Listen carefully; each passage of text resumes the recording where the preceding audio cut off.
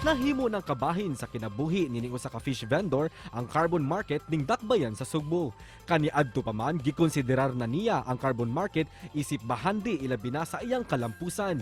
Siya si Ana Marie Ariosa, usa ka fish vendor sud na sa taas nga katuigan.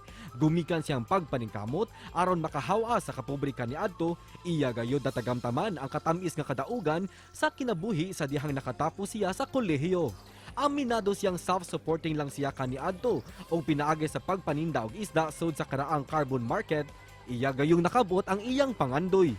Karong buntaga, sayranta ang iyang storya sa kalampusan, ingon man ang iyang inspirasyon sa kinabuhi, dinhilang sa GMA Regional TV Live. Kapuso, hisgutan nato kining kalambuan sa carbon market karong buntaga ug ato sa kumustahon ug pakisayran ang kinabuhi sa ka fish vendor mga kapuso nga nagmalampuson. Makauban ta sa programa karong buntaga Ana Marie Ariosa, maayong buntag ug maupay na aga Ma'am Ana. Kumusta ug welcome sa GMA Regional TV Live. Pakigreet ma'am sa atong mga kapuso.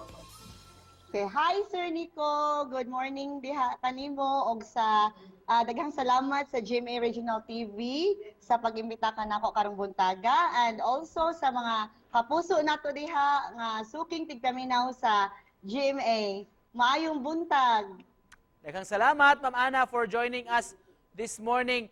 Maghisgot taon na nimo ma'am. We heard nga usa ka fish vendor sa karaang merkado, karaang carbon market before. Unsa may dakong natabang ni nahatag ni nimong panginabuhian kanimo ug sa imong pamilya ma'am? Ay perting dako Sir Nico kay syempre gumikan sa akong pagpanindag isda sa carbon. Ako ra may nagpa-eskwela sa akong kaugalingon. Proud kay ko ana niya.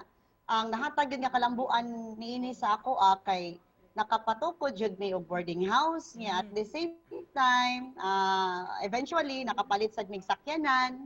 Bunga lang gyud sa kapugi sir.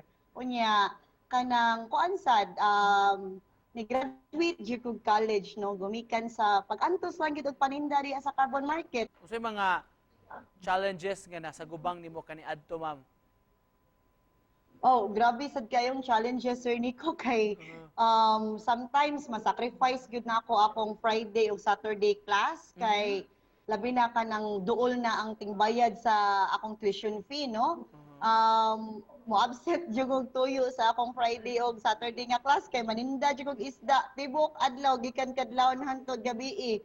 Unya karon sad recently mao sad ni ang challenge namo diri sa carbon kay anang di naman siguro na lilo nga na niaging demolition niaging buwan nga ni kunhod gud ang amo makita. So, kumusta karon ma'am? Unsa man ninyo pag-cope up ani?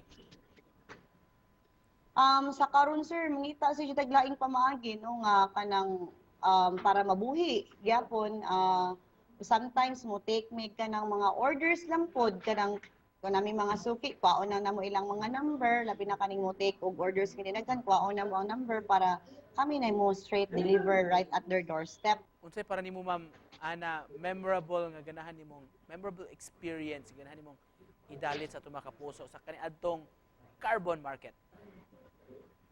Ang pinaka-memorable gid nako Sir Nico no kay katong paso na ako sa stage niya sa akong toga nga nagsuot ako og toga kay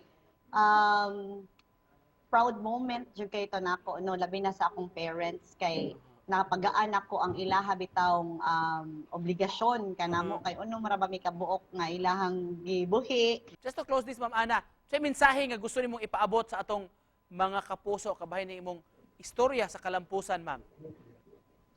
Ako lang mensahe no labi na sa mga batan-on nga niagi gitag pandemic no nga babasahan nato sa matan-awan nato sa balita nga nag-depression ang mga depression no nga nanggawas labi na aning face-to-face class.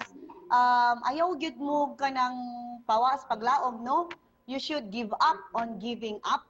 Padayon gyud mo sa inyohang mga pangandoy kay samang aning nahitabo sa carbon public market nga himuon na siyang world class nga na mga ubang vendors nga nagpingit karon sa panghalin, di ba?